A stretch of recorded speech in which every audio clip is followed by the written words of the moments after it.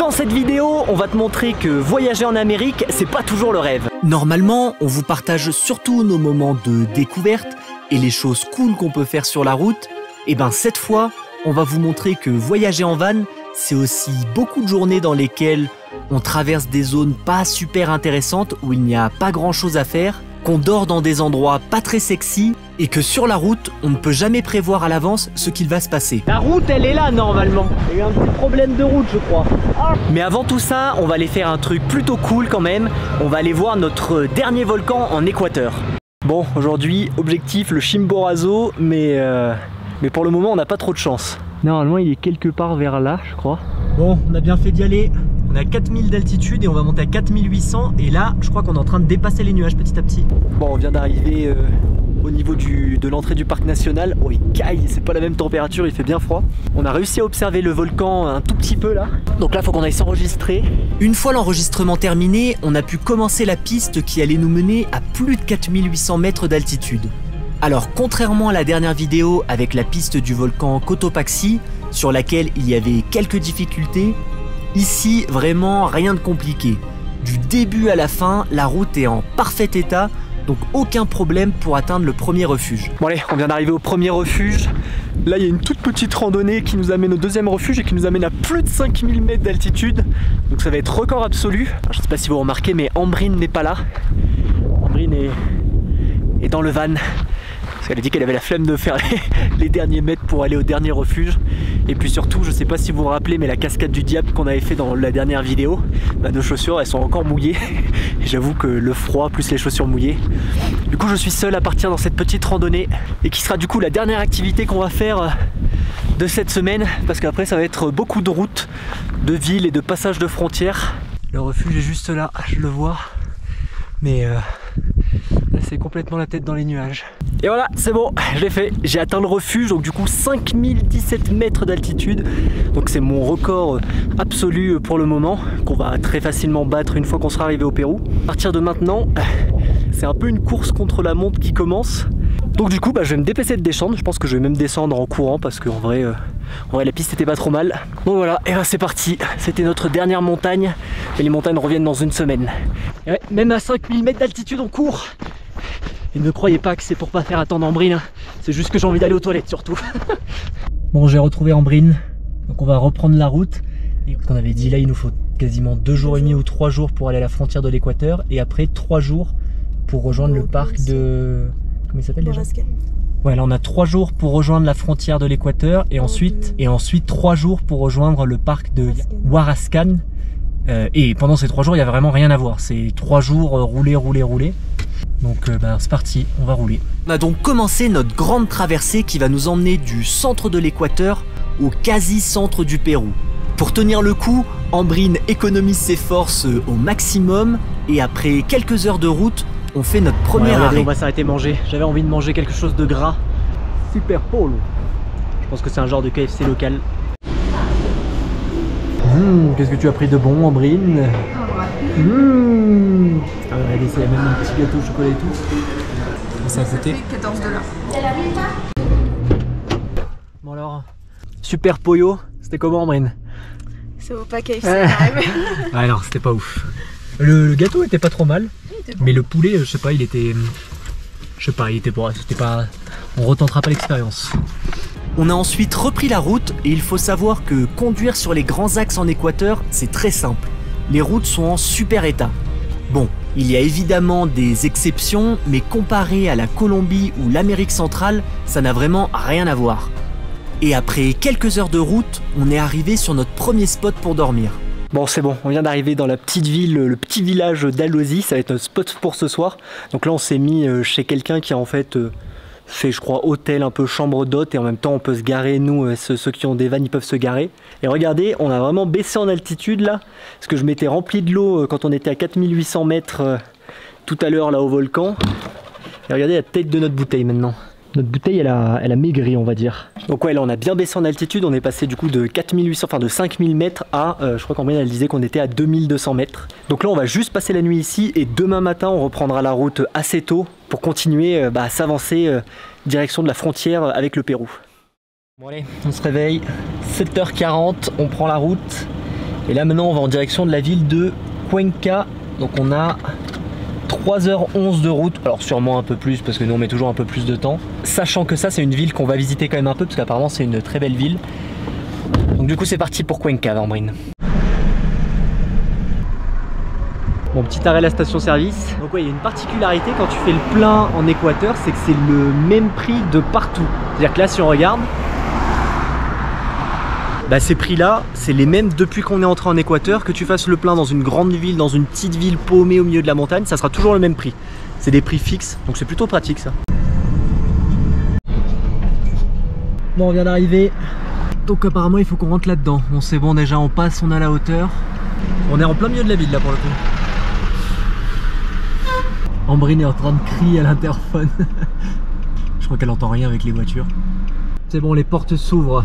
Il a bougé son véhicule pour qu'on puisse rentrer. Ah, c'est son véhicule. Et il veut qu'on rentre en marche arrière? Je crois, ouais. Peut-être, ouais. Ouais, il me semble. Je crois qu'il veut qu'on rentre en marche arrière. Ce sera plus simple pour sortir après au moins. Bon, on vient d'arriver dans la ville. On va pas rester longtemps ici parce qu'on est encore à 9 h de la frontière avec le Pérou. Et on a 2 jours pour faire ça, 2 jours et demi. Sachant que moi demain je donne 4 heures de cours de 6h30 du matin à 10h30. Donc on va pas pouvoir partir tôt demain matin. Et là on est dans la ville, comment s'appelle cette ville déjà? Cuenca. On est dans la ville de Cuenca et elle est connue pour quoi cette ville, Ambrine? Pour son église. Son église qui est là. Et qui était malheureusement fermée le dimanche. D'ailleurs il y a un peu tout qui était fermé dans cette ville ce dimanche. Heureusement il y avait quand même un chanteur. Senderito del alma que vives en mi corazón. Bon allez, j'ai fini de donner mes cours. Il est 11 h et du coup on va partir par cette petite porte. Pour cette deuxième journée, tout se passait bien. Encore une fois, des routes en super état et quasi désertes. Mais à un moment, j'ai remarqué quelque chose sur le bord de la route. Un mec qui s'est cassé la gueule en moto, je crois. Bon, petite histoire qui vient de se passer pendant que Ambrine était tranquillement en train de dormir. Je sais pas, sur le bas-côté, j'ai vu une moto couchée et j'avais l'impression qu'il y avait un mec dessous. Et effectivement, il y avait bien un mec dessous. Du coup, je me suis arrêté, je l'ai aidé à se... Bon, il y avait plein de gens qui sont passés devant lui qui se sont pas arrêtés, le pauvre. Mais du coup, je me suis arrêté, je l'ai aidé à enlever son pied parce qu'il se faisait écraser le pied par la moto. Et le mec, il était un peu amoché, hein. Il avait la bouche en sang et le casque et tout ça. C'était un petit vieux, je pense. Et après, alors heureusement, moi il me parlait, mais je comprenais alors déjà qu'il avait un peu la bouche comme ça, donc je comprenais rien à ce qu'il me disait. Il y a 2 autres personnes qui sont arrivées en même temps, un peu qui sortaient d'un autre chemin. Donc je leur ai vite demandé de venir nous aider, enfin de venir m'aider et voir s'il fallait qu'on appelle quelqu'un ou pas. Et bon, au final, ils m'ont très vite, enfin ils m'ont dit qu'il n'y avait pas besoin, et l'autre il a dit qu'il n'y avait pas besoin. Et surtout les 2 autres, ils m'ont dit tomar mucha alcohol, en gros qu'il avait sûrement bu beaucoup d'alcool. C'est pour ça qu'il est tombé. Mais c'est vrai qu'il y a un moment, je me suis dit, oh putain, la situation de merde, où il y a les gens du village qui sortent.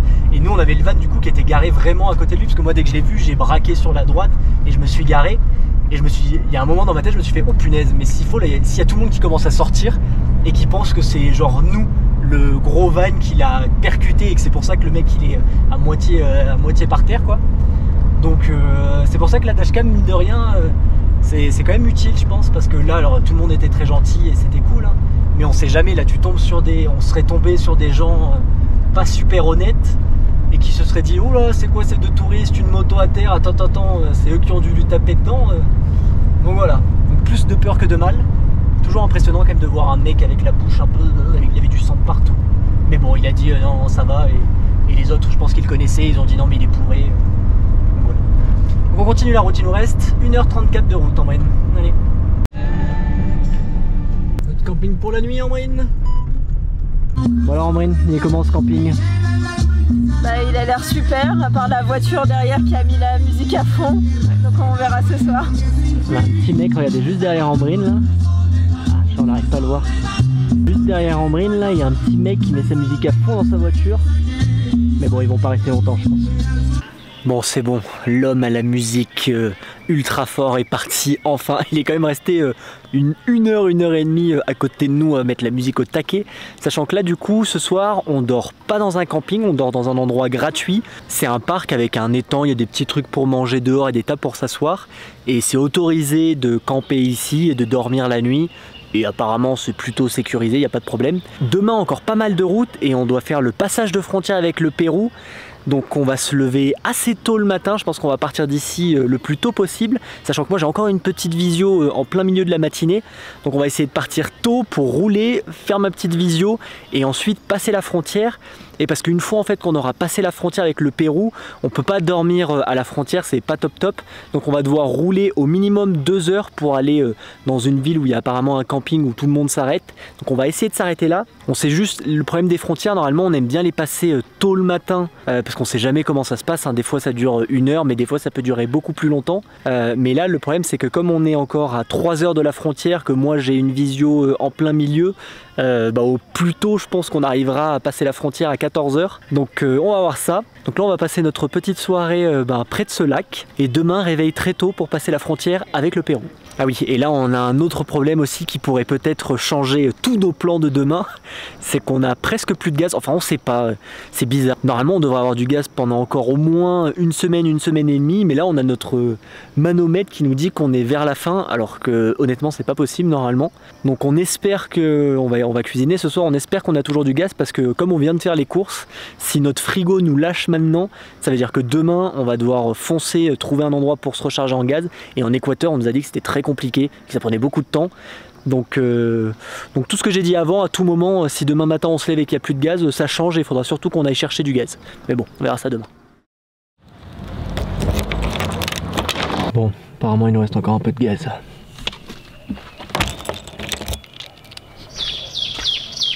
Bon, bonne nouvelle, il nous reste du gaz. Donc là, départ 6h22, ouais, il est tôt. Et on va se diriger vers la frontière. Hop, comment ça s'appelle? On va direction Macara. Là on a 3 heures de route, sauf que moi dans 2 heures j'ai une visio. Donc on va rouler un peu et puis après on s'arrêtera quelque part sur la route ou dans une station essence. Et c'est là qu'encore une fois Starlink c'est trop bien parce que du coup on s'en fout d'où on s'arrête. On sait que tant que j'ai 10 minutes pour installer Starlink et le laisser se positionner, c'est bon. Donc c'est parti, direction la frontière avec le Pérou. Sauf si ça démarre pas. Ça peut démarrer en vrai. C'est marrant, à côté il y a un petit van équatorien. C'est vraiment un tout petit truc.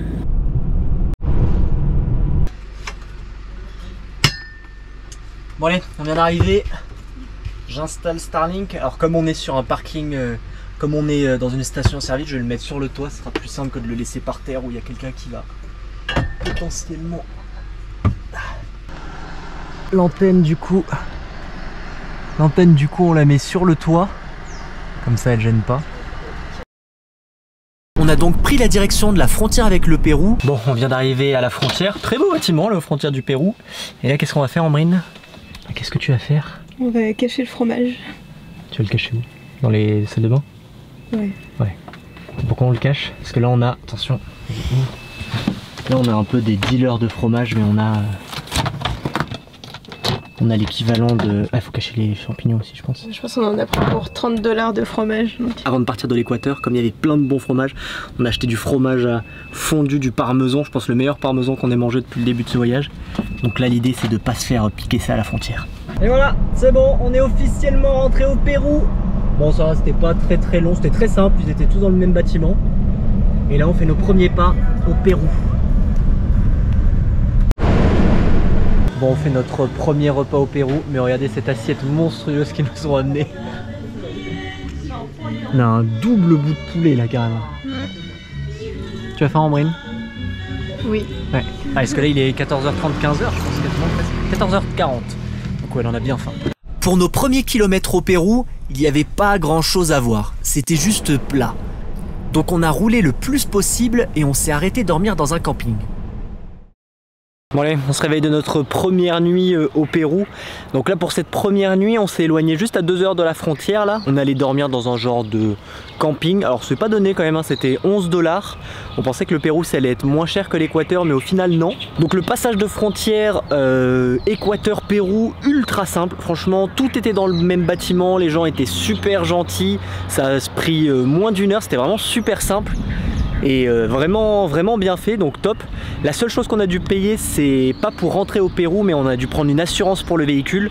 Donc c'est la seule chose qu'on a payé, 35 $ pour 2 mois. Et là aujourd'hui, on va continuer à rouler parce qu'on doit traverser du coup quasiment la moitié du pays là assez rapidement. Donc aujourd'hui c'est une des rares journées où on a vraiment rien à faire. Moi j'ai pas de visio, rien du tout. Donc on va essayer de rouler pas mal. Là on s'est donné l'objectif d'essayer d'aller jusqu'à une ville. Alors j'ai plus le nom, mais elle est à 7 h. On va voir si on y arrive. Parce qu'on connaît pas encore trop les routes au Pérou comment c'est. On a dormi là. Bon, on vient à peine de commencer. Je peux vous dire que c'est le bordel là, comme on était dans une ville. Laissez-moi passer.